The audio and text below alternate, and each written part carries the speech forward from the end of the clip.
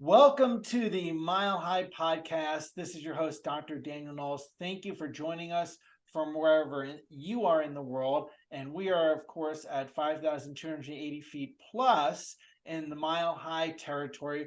Both myself and our guest are there, where we hope to see you in September of 2023. We encourage you to be at Mile High 11. Rise up to milehigh.com as we can get all the details on that. And today you're going to be learning lots of details about Kathy Widener, also known as Kathy Mills-Chang. And she is one of my favorite Colorado girls, residing with her husband here in Mile High territory and two beloved Basset Hounds. And she is celebrating a special year, which actually we're going to talk about in a little bit, of serving the chiropractic profession. And she's really one of the chiropractic profession's beloved, I will say, chiropractic assistant trainer, compliance trainer, billing, documentation. I mean, she's an expert in all things chiropractic, and you are going to learn a lot today. And she's been such an important part of the Mile High state, and in addition to the chiropractic profession and Mile High over the years. So thank you for joining us today, Kathy Mills-Chang. I'm delighted to be here. Thanks for having me. I love getting to do it right here at home. That's awesome. I happen to like that too. And Yes. I want to ask you a super important first question. Okay. Are you a Star Wars fan? I am an old school Star Wars fan. I have not gotten myself into all the crazy of the new stuff and all the series and all of that business. But original Star Wars, I'm right there. Well, and I ask you that because we share a favorite quote, which is a Yoda quote, which is do or do not, there is no try, which, I mean, who doesn't love that quote? I mean, only if you don't want to do it, right? But that is certainly I think that it's both motivational and it's also instructional. And I know that I feel really strongly when I commit to doing something or say I'm going to do something, it's going to be yes, I'll try to do my best, but there's going to be very little that's going to stand in my way if I can accomplish it. Yes, and I know that about you. I know that to be true. And you share something with Star Wars, something else, which is Star Wars is now at more than it's just more than 40 years since George Lucas changed our world forever. We're introducing us to Darth Vader and C-3PO and all these incredible characters, and Luke, that had superpowers. And we want to celebrate with you that you are now going beyond the 40-year mark as well in serving chiropractic and assisting chiropractors. And this is a big year to celebrate for you. And we really are grateful for all the contributions you've made to the profession and to teams everywhere having more success and impact with chiropractic. Thank you. I started on February 3rd, 1983, my first day in a chiropractic office, and thankfully was also my first day as a patient. Yes. Wow. Thankfully that you were working for a chiropractor that was smart enough to get you in care right away. Immediately. Yes. Yes. That's exciting. And so, we'll talk about some of your journey and some of how you've impacted the profession. And, just like, when you get introduced to the characters in Star Wars, you find out that Jedi have certain superpowers, and other characters do. What, in looking through this last couple decades, what do you feel is your superpower? So I get asked that a lot. And I think that probably what I've narrowed it down to is that I can take something that is very complex and make it easy. I think is a big one. And then kind of on the heels of that is that I tend to not be overly worried about the letter. I'm a good gray area kind of person. I feel like I know and every provider has the right to make their own decisions about what their level of risk is and all of that. But I feel like I'm very good at articulating, here's what could happen, here's the good, here's what you absolutely should not do, and here's why, and here's what you can do instead. So I think that set me apart. I'm sometimes called the velvet glove instead of the iron fist for that same reason, because I think that there are always alternatives, out there in the world. And um, I think one of the reasons that I'm such a popular documentation speaker and or compliance speaker is nobody wants to sit through that if they don't have to. So I think I can take that complexity and turn it into something a little more doable. Well, that's a very good way to put that. So, and you didn't always have that superpower. You grew that as you came into the chiropractic world. So let's have people go back a little bit on a journey with you to that first year of the 40 plus years, and to walking into this chiropractic world as a chiropractic assistant. What was that like in that first day, in that first year? So I had already been through college and I was, had an opportunity to grow with this office. It was a very interesting scenario that I walked into. The doctor also had attended Sherman, back in those days, and was a very, what we would in those days call a very straight chiropractor. The office saw 300 visits a day, very high volume. And Wow. it was his wife, him, and then this person that I was replacing. That was all that was there. Now, when it got up to the 300 numbers, there were other doctors there as well, but one additional doctor. But I remember thinking, because I had come from working in kind of a general healthcare setting. I was at an optometry office and I kind of knew the patient doctor scenario. And all I remember thinking was it was a machine, because it was one of those things where, you had 3 adjusting rooms and then the office, right, where the x-ray machine was. And the doctor would just go back and forth between the rooms all the time. And patients would be loaded. You're in 3 next, you're in 2 next. And it was just moving like this. And everyone had to attend the talk, or the weekly talk, the weekly lecture, as it was called. And what I found myself doing was just becoming more and more immersed in, I would equate it, and I hate to use this terminology because I don't want it to be misinterpreted, but when you hear the truth and you know that it's the truth, you can't deny it. And I remember the first time I sat through that lecture, I was like, duh, why have I never heard this before? And why am I taking hands full of medication for my asthma and no one ever told me this? Mm-hmm. And it was over at that point. I was all in. Wow, that's very exciting, and that's very exciting. And you know, there there's something about just hitting that the right set of buttons that you're like, I'm all in. There's nothing, no other way to see the world. Like, No, how did that happen? right? How did I miss this all these years? So then, Yes. a little further in the journey, I remember you. What were the first, other than the chiropractor? By the way, who was it that you were working for? Is that okay to say? Of course, because it was a long time ago, and he was famous in the area where we lived, because this was in Phoenix, Arizona. His name was John Connors, Uh huh. and it was Natural Life Centers. Uh huh. And he had been an associate doctor in another clinic, and the doctor said, um, you know, you can go down in the inactive files, and anybody that you can reactivate, you can build your practice with them.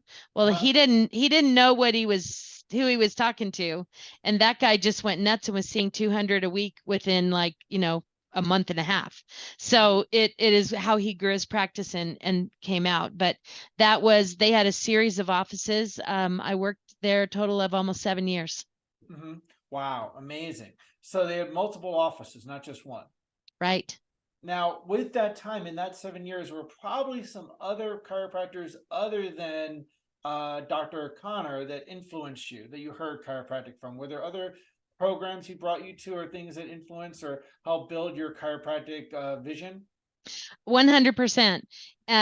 I'm looking above my desk at my plaque from my first Parker seminar, Uh-huh. January 14th, 1984. And that was extremely impactful because that was back in the day, when Parker was rolling. And what I remember the most, and who was probably, I would say, outside of my specialty of insurance and kind of the financial side and business side of practice, Jim Sigafus is who made the biggest impact on me. And there was a time, and sadly not anymore, but I'm going to chalk that up to being 60. I could name how many, you know, when your skin cells renewed, when your brain, your visceral cells removed. Because what, again, just sort of, and I could have had a V8 moment, it made so much sense that if you allow interference, and a sick cell is what it's going to do, it's going to reinvent another sick cell. And if you can interrupt that and let the body do what the body's supposed to do, it just made perfect sense to me. And I became very much a chiropractic advocate as a CA at that time in helping patients understand why they needed to do it. I probably won referral awards because you can't stand in a grocery store line without seeing someone cricked over this way and go, have you been to the chiropractor? Excellent, excellent. So now a lot has changed in the world since that time. Oh, I've yeah. watched things change in the 25-ish years that I've been in chiropractic. Yes. Some for the better, some, in my opinion, not for the better. And that'd be debatable in different audiences. With that, today, is it really possible to be a cash-based chiropractic office focused on subluxations and adjusting people in a compliant fashion in today's world? It absolutely is. And depending on where you live and what the environment of insurance is in that area, whether you want to be involved in personal injury and things of that nature, it is possible. And it not only is possible, it's preferred. Mm-hmm. And I think that because of the nature of not only declining reimbursement, but increasing co-payments and all of that, most people are going to pay, the same if they're in a cash-based practice. But what I think there are some cardinal rules that are still broken that are putting doctors unnecessarily at risk to do cash-based practice and do it properly. Because what happens is that we mix up business and philosophy. This is in my humble opinion, watching as I watch and hearing what I hear. So we're very on purpose and congruent with our philosophy, and then we're not on our business side, which is that where we get into trouble. But what I think happens is that we think, or certain providers think, that because I'm correcting a subluxation, it's automatically wellness care. Mm. And it isn't. And especially it's not in the land of Medicare, because I would argue that you cannot tell me that a brand new Medicare patient, that 8 out of 10 of them are not also going to have a viable condition with which they could earn some type of reimbursement for what they're paying in the office.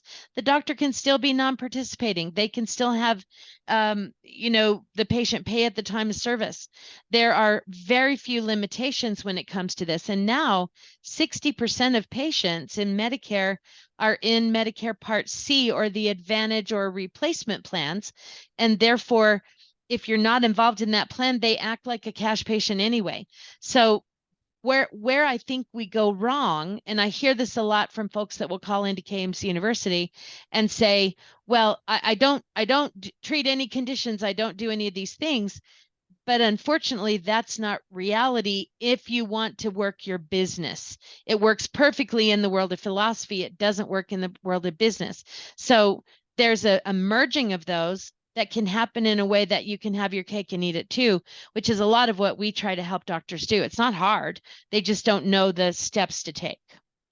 I want to ask you more questions about that. And before I do, can you just tell people, because that's a really good note to say, how do people get more in touch with KMC University before we Mm, dive deeper in questions. Can you sure. tell them a little bit about that or this early point in the podcast? Well, we are the largest company of our kind in our profession. We have the largest team of certified specialists under one roof in the profession, and about 350 years experience in the profession, both as doctors, office managers, CAs, whoever we may be. And we have an online university of training materials, videos, forms, etc., that are organized in a way that is solution based.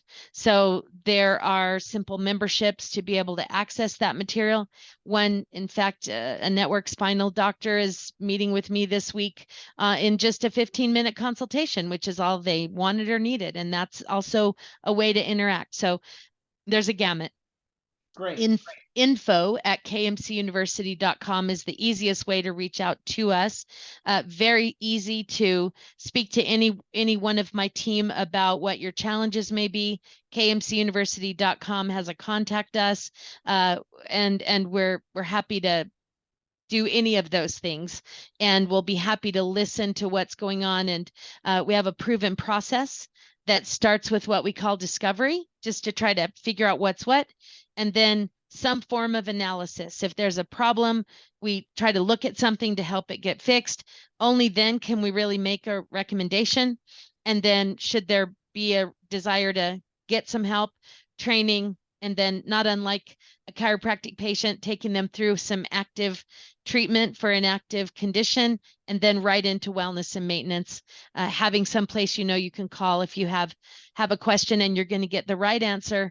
You're not going to get a guess, and you're going to get a reference if there is one. And it's not your buddy down the street.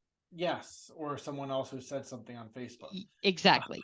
So, and we're a member of that library. We've got an incredible amount of gain from those resources. Our team uses that all the time. So I know if we mention that at the end of this podcast, people may miss that. I want to make sure people have that and know that because there's a lot of I'm lost and what to do, what not to do. So now with that, cardinal rules. That's an interesting concept that you just said. There are some cardinal rules. What are some common cardinal rules that you find concerns around that people aren't aware of? I think the number one is that at this point in time, and this is one of those things that I don't necessarily agree with, and that is not a popular opinion among my colleagues, but that chiropractors cannot opt out of Medicare. So under the current rule and environment, a doctor of chiropractic, if they are seeing a Medicare patient for anything, a covered service, meaning that spinal adjustment, or an excluded service, meaning anything else you do in the practice, there must be a proper enrollment in Part B Medicare. So we now must no longer say Medicare. We have to say Part B, Part C, because they're different. And we have to be enrolled in Part B. Doesn't mean you can't be non-participating and receive cash across the counter the same as you would with any other patient in a cash-based practice. But the enrollment is the piece that so many doctors miss. And when they want to fix it, that's the easy fix. Let's get enrolled. Let's enroll as non-par, and then let's run the practice as a cash-based practice, knowing what is active treatment, reimbursable treatment, and what isn't, that the patient should be covering out of pocket and does not necessarily get reported for potential reimbursement to the patient. So that is the number one thing we see happening the most, is that missing link. And then, of course, the corresponding Part C. If you don't want to be involved with any payers, no problem at all. Then you treat those patients as cash-based patients, and you treat them the same as you would in a Part B environment. So that limiting fee when it's active treatment. When it's not, you charge your actual fee. So nothing to hold you back from that. You have the right to do so. Wow. And you're saying that's one of the most common concerns. Well, I would say it's the most common concern among providers who are in the arena of being more cash based, Mm-hmm. because for whatever reason, they assume cash-based means I don't have to deal with Medicare. So that is a big problem there. There are also a myriad of other issues that we see in general with most practices around the idea of like, experimental and investigational things, like so many things like laser or the electric shock thing that is corporal shock something. I don't even know what it's called, but it's a extracorporeal shock treatment, I think is what it is. And these things are just not generally covered services. And if you're in a third party environment working with insurance, it's no problem. You just have to get approval from the patient first that this is what you're doing. They're willing to cover the cost. And this is what can create those kind of fights with patients and their doctors. So not handling these kinds of truths up front, all of the financial pieces, honestly, up front with the No Surprises Act, for example. These are all the reasons why these laws got put into place, because, practices weren't doing them. And then people were complaining and feeling put upon and kind of heisted a little bit. So following, I would say that the No Surprises Act is another one of those cardinal things for any cash-based practice, because it only applies to those people paying cash. So those are the big ticket items for me that we're kind of dealing with right now, and especially a lot of your audience who are more cash-based. Mm-hmm. And you're exactly right. And now that you brought this up, what are some things about the No Surprises Act that you want to cue people in, since it's been a hot topic this calendar year? It is. It started in January of 2022. There were changes in January of 2023. Big changes were supposed to happen, but the government, surprise, surprise, couldn't get their poop in a group to make them happen. So, we're not shocked about that. But essentially the purpose, there's two pieces of the No Surprises Act. And by the way, it started from an air ambulance service scenario. So as we well know, you need an air ambulance. You don't really give a crap about who's going to pay the bill. You just need that air ambulance. So 99% of them were out of network. Mm-hmm. And then there were these astronomical out of network bills that came forward.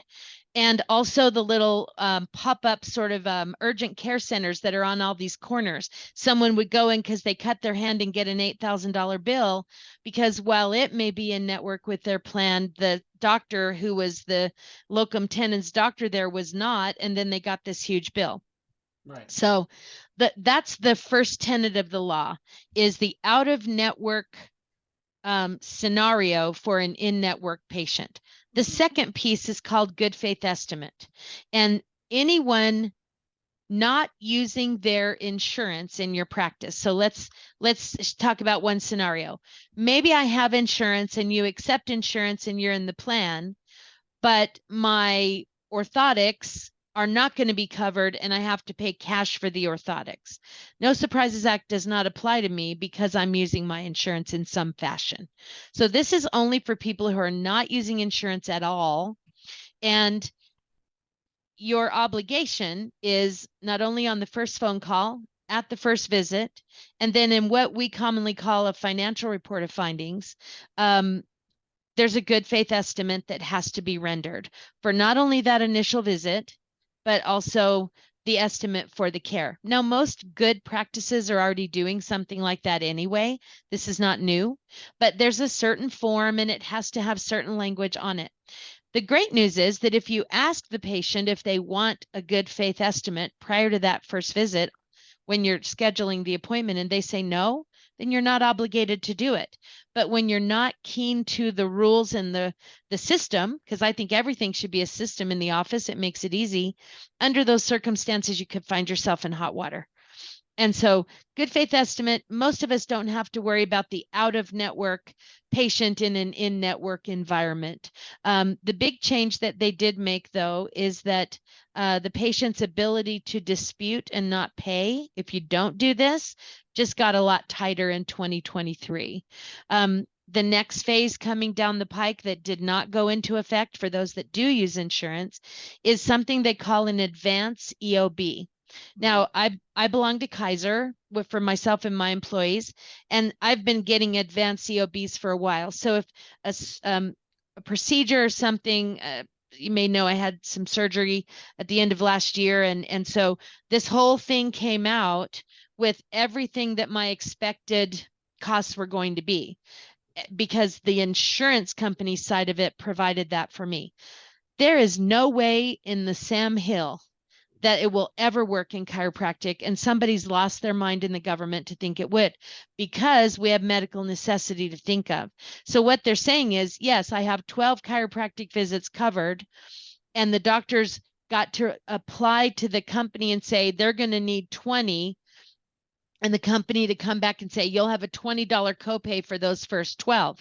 Well, that's easy. But what if it turns out that really only 5 were medically necessary? Then what? So we will all wait to see what happens there, and I'm not holding my breath. Stay tuned. But for now, that is the next thing coming down the pike, and the doctors that work with insurance would have to turn in this information. And I think it's just one more good reason to not deal with insurance. Mm-hmm.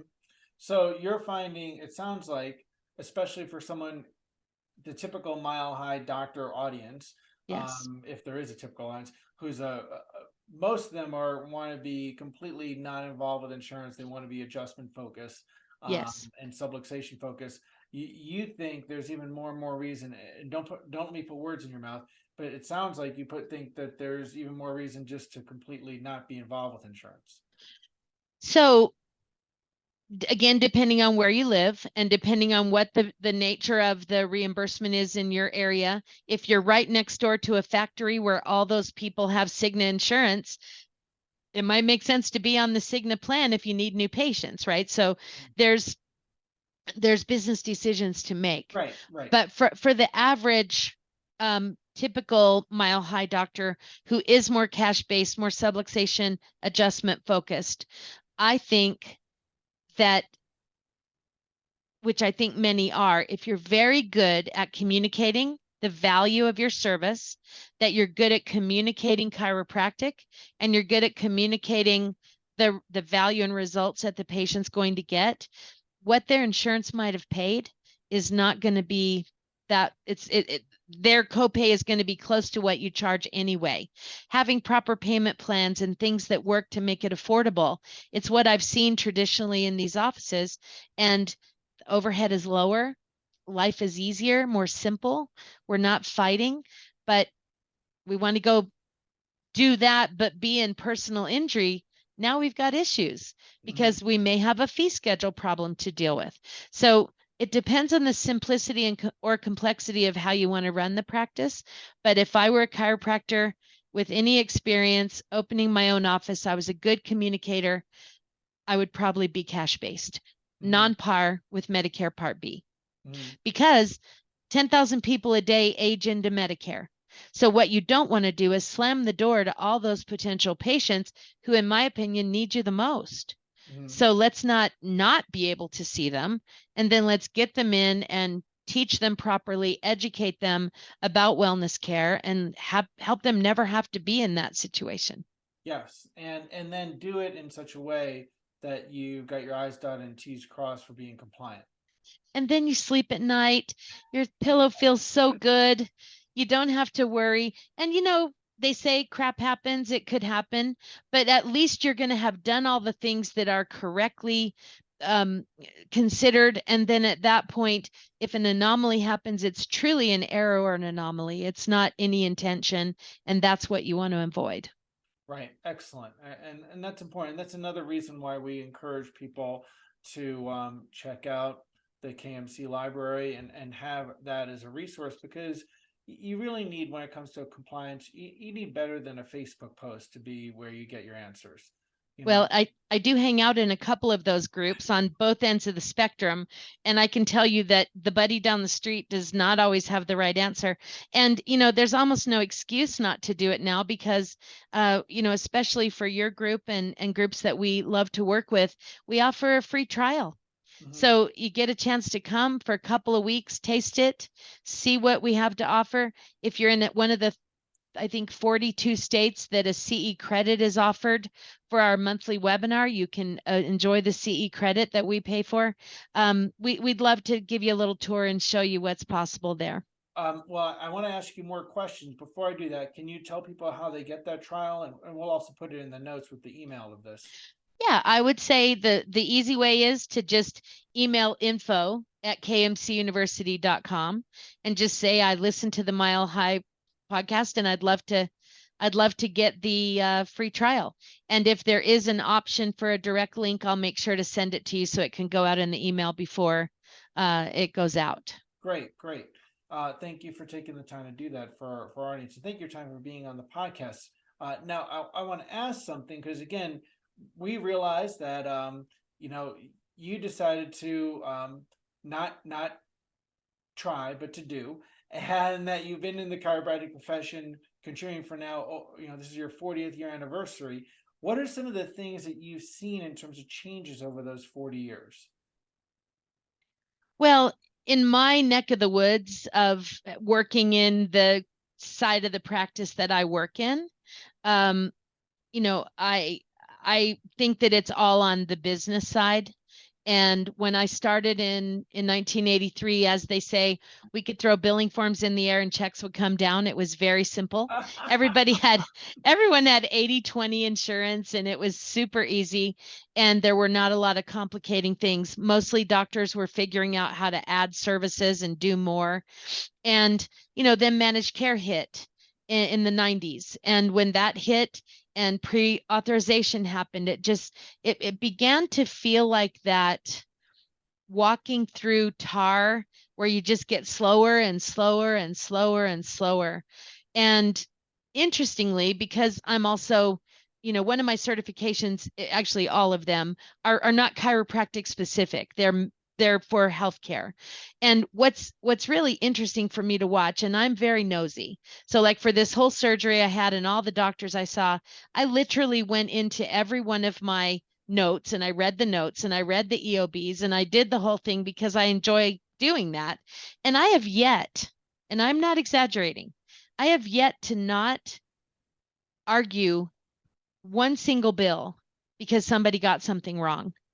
The note, for example, I recently have had some issues with my knees and I saw an orthopedic doctor and I went back in and read the after note and everything that was, there were very important points that I made to him that were not in the note. And I'm thinking to myself, how can you do that? This was like 3/4 of our conversation because it was a macro and something that he had pulled from a prior visit. So it isn't just chiropractors who are struggling on the reimbursement side. It is absolutely the medical doctors too. That's why you see so many more of them moving into that concierge care and really going cash-based as well. It is hoop after hoop after hoop that patients have to jump through anymore to get any kind of care. And it is very hard to watch.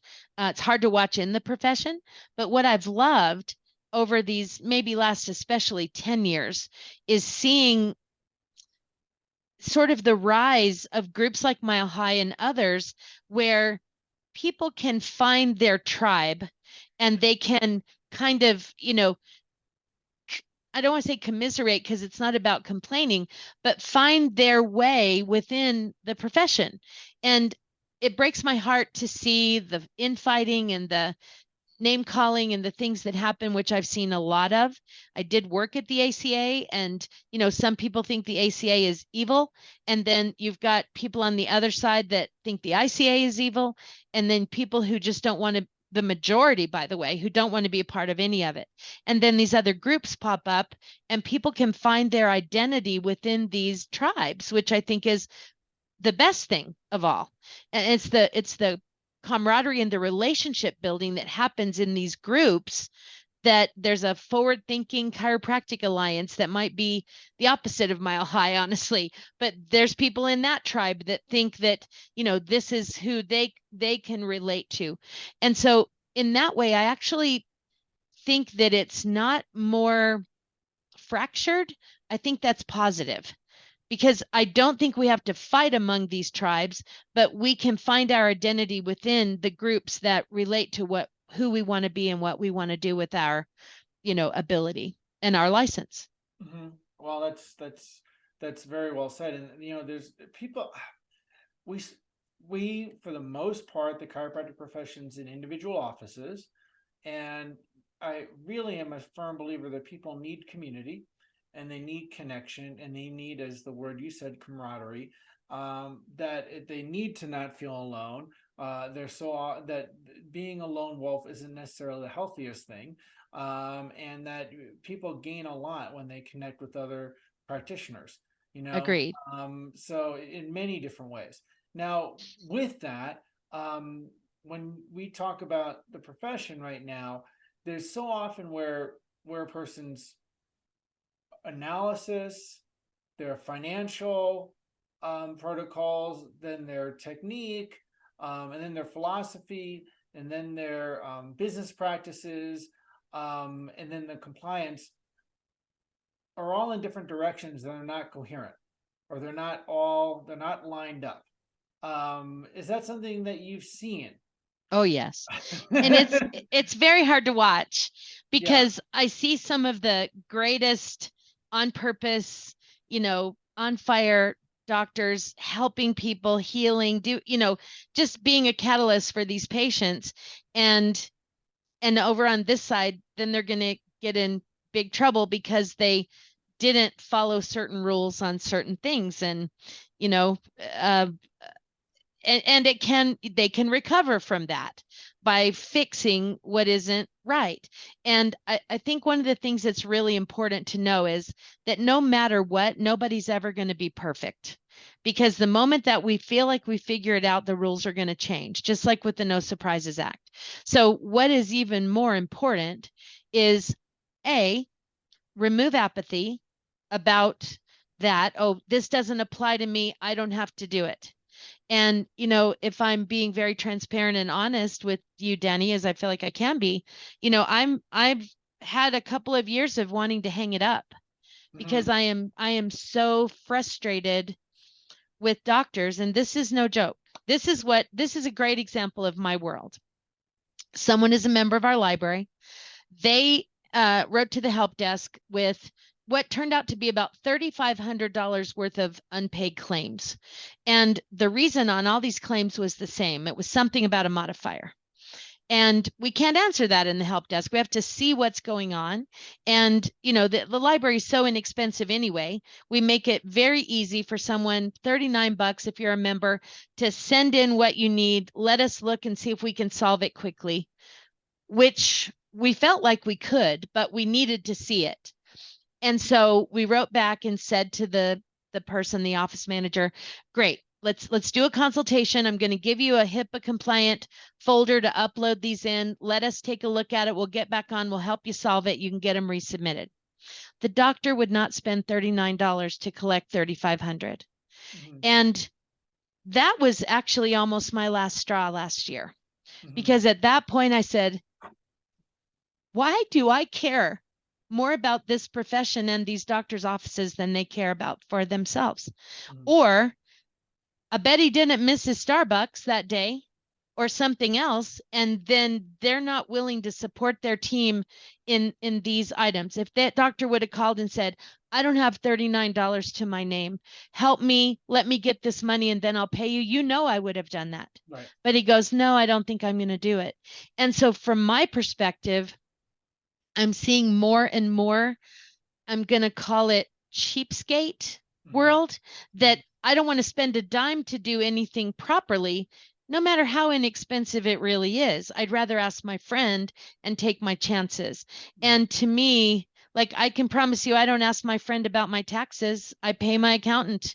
I don't ask my friend legal questions. I pay my lawyer, because I need to be right about certain things. And so I've kind of gotten over my pissiness around that, to be honest. I'm okay.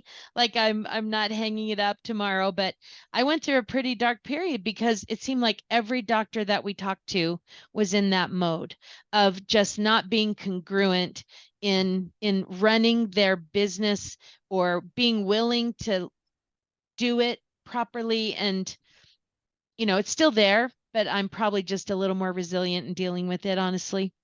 Well, I gotta tell you, um, the fact that, as you just stated, you had a moment of wanting to throw in the towel, so to speak. Hmm. Um, it says a lot about you, because what it says to me about you is that you care. Because anybody who really cares has had those moments. Because it means that either it's, for example, just a solo practitioner, and a practice member or a potential practice member doesn't want to care and says, I just want to do yoga, or that they've heard that Hmm. 20 million times, and they're like, I just can't do that. And it's Yeah. because they care. Or, for example, myself, or someone who's putting on an event, and you're like, put so much of your heart and soul, and then someone says, well, I know you're just doing this to make money. I'm like, oh God, do you really think so? Like, I make more money in a week in my office. It's like, Yes. it's not that. It's because you really want to have an impact. Impact. Yeah, Exactly. and you want to make a difference with something that you love and value. And those moments of like, I want to stop or give up, are really only there because you care so deeply. I know that from my own experience of being through that. And then you realize, okay, I'm going to pick myself back up, Yeah. and because this is a purpose for me, and I know you've held that high for 40 plus years. It is a purpose, and it is a big part of who I am. And I think that I can pull back in other ways, and now have really worked hard to empower others to have a legacy, to help make sure that this can keep going even after I'm not around anymore. I'm trying to pull together the groups of us that are certified compliance specialists who don't have a community. And I formed a community there that we're trying to, you know, inter I am very, very collaborative. I'm not afraid to share my information with other specialists who might be a competitor, because I might need them to bounce something off of someday. I have a very firm belief that all of us are better than one of us. And, you know, we have that type of community. So my hope is that I can form this community and really help to figure out where that place is in the grand scheme of things in the profession, along with this, these projects that are happening profession wide. I've been pleased with what I've seen so far about the strategy summit and whatnot, and all the different voices that are at that table. Danny, you should be at that table, and I'd love to help you get to that table if that is something that you're interested in, because I think that it has the most diverse group of voices at a table of anybody, any place I've seen. And I want to serve, I want to help, and see what I can do to further the profession in that way. And we donate so much every month to various profession causes, and supporting different things. And it's because the profession needs to go on in its entirety. And then these tribes and these groups, when there's support that's needed, we do our best to try to help each one. Well, and thank you for that, and thank you for saying that. We'll talk more about that Yeah. outside. And before I ask you a last thing, I really want to acknowledge you for serving the profession for 40 plus years. I have a little bit of a taste of what that is like. Not from me, but watching it in my parents, watching it in my family, and they've been doing things professionally from an area of wanting to give more, Hmm. and their own experiences of frustration and pain. There are those moments, and I know you've had that, like we talked about. And the thing that makes you go past that is purpose and vision and contribution. Otherwise, you stop. Yeah. Otherwise you stop, or you say, I'm gonna go off that path. So I really want to acknowledge you, celebrate you, and let you know that I personally am grateful for you. And I know a lot of the Mile High community is, because I we talk about you at times. So I know Thank you. that I appreciate that. how grateful they are. So and so with that, before we close out, is there any last thing that you'd like to say to chiropractors? You know,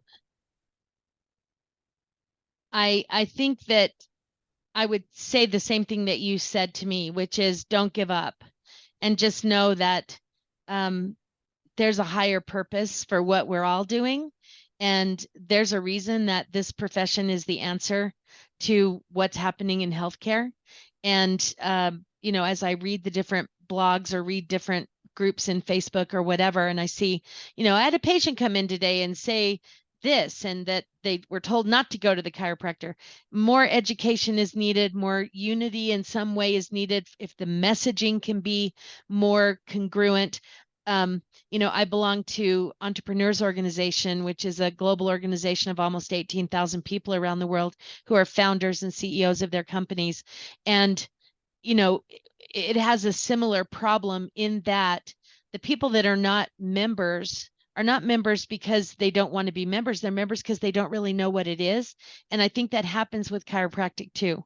And that I think doctors should not give up, know that there's a bigger, higher purpose for what we're doing, all of us are doing, and bring that congruency back to the business side of your practice so that you can feel safe and risk-free, and you can be the statement that you're trying to ask your patients to be as well, and be a good example.